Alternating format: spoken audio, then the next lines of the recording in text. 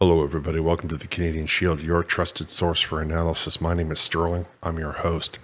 The Alberta Premier Danielle Smith made an announcement on X talking about an investment that the Alberta province is going to be making into new school funding and new construction, which has all kinds of implications.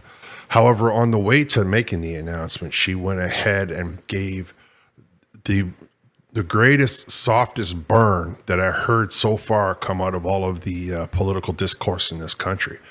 I mean, she basically just burned Justin Trudeau, burned Chrystia Freeland, destroyed Mark Carney, cut them to smithereens in all one little 8-minute announcement. It's pretty impressive. You're going to want to watch it. However, before I get into it, I would encourage you to like, comment, subscribe, hit the notification bell, share this channel with all of your socials. I have heard recently that YouTube or the algorithm or something can unsubscribe you. So if you want to just double check to see if you're still subscribed. Otherwise, when you give it a thumbs up, when you make a comment, when you share it, you basically tell the Liberal Party that you don't agree with censorship and that you may even find people that you know enjoy my content. Either way, I appreciate all the assistance that you offer me. Now, as I mentioned, this was released on X, or at least that's where I saw it, where a lot of people, especially politicians, release information, including the federal Liberal Party. Now, in most of the federal Liberal Party, they won't let you say anything to what they post. They turn off their comments, which I suppose is par for the course with the leadership that we have in this country. I want you to listen to how Danielle Smith, all in one motion, talks about how her province is doing great and would be doing so much better if it weren't for the policies of the federal Liberal government. But don't worry, she's doing her best to mitigate all of the damage that they're doing to the province of Alberta. It is really quite interesting. Like, it's good. It's probably one of the best ones I've seen yet since all of this discourse started. It's certainly much better than the ham-fisted attempt that the Liberals throw at us every single solitary day through their billion-dollar press corps. All right, so I'm going to let you listen to it, and then I'll give you my 2 cents. That Alberta advantage is acting as a significant catalyst for the infusion of tens of billions of new investment dollars into the Alberta economy for new energy, agriculture, healthcare, manufacturing, technology, and other large-scale projects and new business ventures. This means tens of thousands of new job openings in Alberta each month. Now, Alberta has always welcomed newcomers who possess our shared values, and we will continue to do so.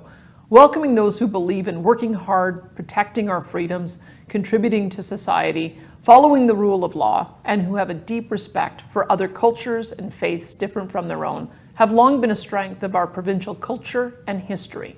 Equally as important, though, Canada's previous immigration policies under leaders like Prime Minister Stephen Harper, as an example, focused on ensuring that immigration levels matched our nation's economic needs and was commensurate with our ability to build enough houses and infrastructure to keep up with that growth. However, the Trudeau government's unrestrained open border policies, permitting well over 1 million newcomers each year into Canada, is causing significant challenges and has broken this delicate balance. These historically high immigration levels, especially as it relates to those with temporary visas, is exacerbating shortages in housing, job opportunities for young people, as well as health, education, and other social services infrastructure in a manner that is a severe challenge for all provinces to keep up with, including our own. This drives up the cost of living and strains public services for everyone, new Albertans, lifelong Albertans, and everyone in between. So I am joining with other premiers across our country in calling on the current federal government to immediately reintroduce sensible and restrained immigration policies, similar to levels we saw under Stephen Harper, so that all provinces have some time and resources to sustainably catch up with growth and to ensure those coming here closely align with our country's economic needs and our core values. And if the current federal government won't make these changes, our government will certainly support a new one that will. Not only that, we have to do so while continuing to balance our provincial budget and delivering on our promised income tax cut in the next budget that will help all Albertans offset the loss of income that Albertans face from the federal carbon tax and other inflation-driving policies from Ottawa. Fortunately, our province enjoyed a provincial surplus this past year, and prospects for another modest surplus this year are looking good. That strong financial position gives us the flexibility we need to make a large one-time capital investment into our K-12 school system to manage this massive growth without having to go into deficit. And that is exactly what our government is going to do. I am announcing today that our Cabinet and Treasury Board have approved a new school construction accelerator program to help keep up with our province's exploding student enrollment growth. Here's how the new program will work. We will be increasing our K-12 capital budget for new school spaces and modernizations to approximately $8.6 billion over the next 3 years. Now, she went on for a bunch of more minutes, and I didn't keep it because it was specifically about the way that the schools were going to work. What I, first of all, want to point out is how she describes that the carbon tax is causing hardship for the people in Alberta, just like the rest of the country. And their budget is trying to cut other taxes so that the federal government's interference in the economy can be at least mildly offset. Now, before I bring the point of this home, I would just like to say that her plan is rooted with accelerator, but she didn't say, oh, here's what you have to do, municipalities. She went through, made a list of all the municipalities that were having problems with these things, and she said, we would like to hear from you. Cut the red tape and tell us, bring to us your plan and your budget, and we will do our best to make sure it happens. Now imagine you're the mayor of Calgary and you're told that you have to build buildings the way Sean Fraser, Mark Carney, Justin Trudeau, and Chrystia Freeland decide, or you're not getting a single penny. And then appreciate that the individual that votes for you comes to you and says, I want this school to be built for my children. And you're going to say to them, well, I can't build it because the Liberal Party in Ottawa says so? Or are you going to say, yep, we're going to take that money right now from the provincial government of Alberta? And I pinpoint Calgary because Calgary is the one that seems to have most of the issues with the way that the Conservatives run things in Alberta. Now, for the rest of you that are not living in Alberta, I would bring home this point. She said some key words there, that immigration is taking jobs away from small children, from young people, right? The 16-year-old who spent his summer working in the coffee shop or mowing lawns, those jobs have been taken by people who are not 16, and though I'm sure have their very valid reasons, the system is simply not able, the country is currently not able to give those that are born here and those that are coming in both jobs. And that's the indication of why the immigration is too high. And I will get into why that is, like why they decided to do that in every country in the Western world in a different video.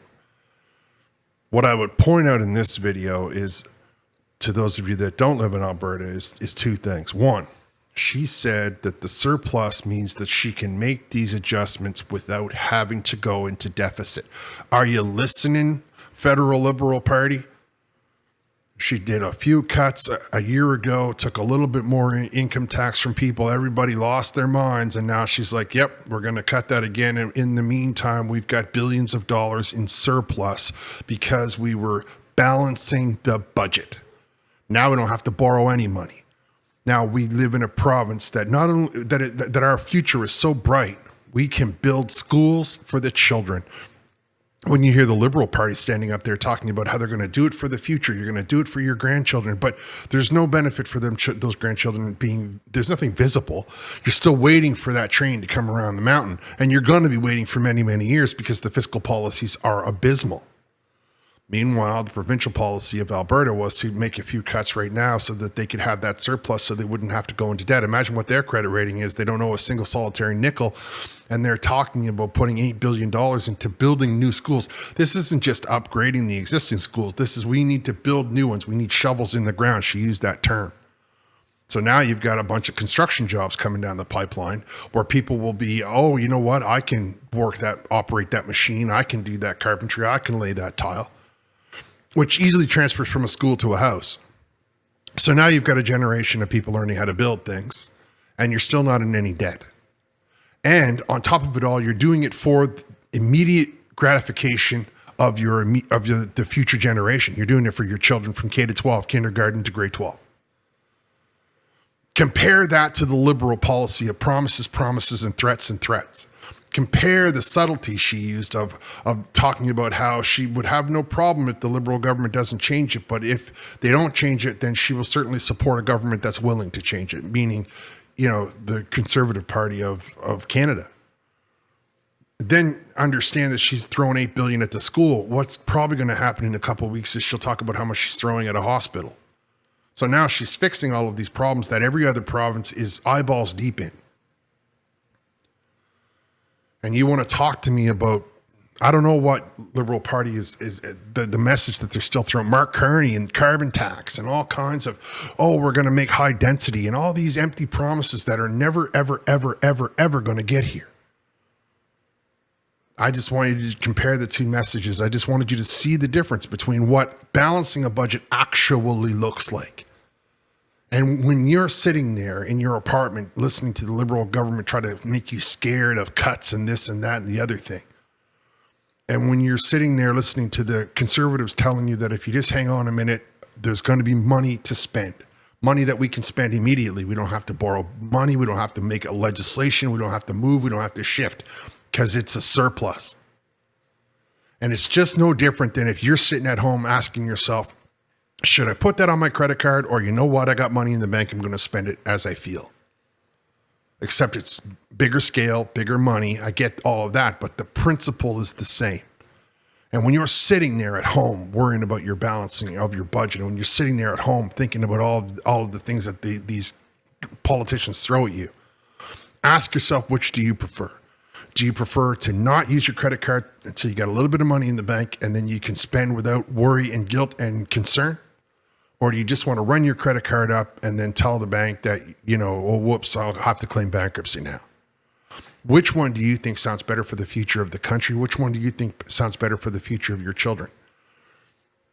That's all I'm asking you to think about. For me personally, I think this was done like a masterfully done. I think that she, all in one motion, told the Liberal government through that she wasn't pleased with the way that they behaved, and that despite all of these stuff that they've thrown at the province, despite all of the hatred that they've tossed at Danielle Smith and all of the bad press that she's given them, she's still managing to take surplus money and build schools, which is going to put homes and jobs and futures for all of the people living in her province, despite the Liberal government in Ottawa's best efforts to stop that. I'm going to wrap here. I want to thank you all for listening. I'll talk to you next time.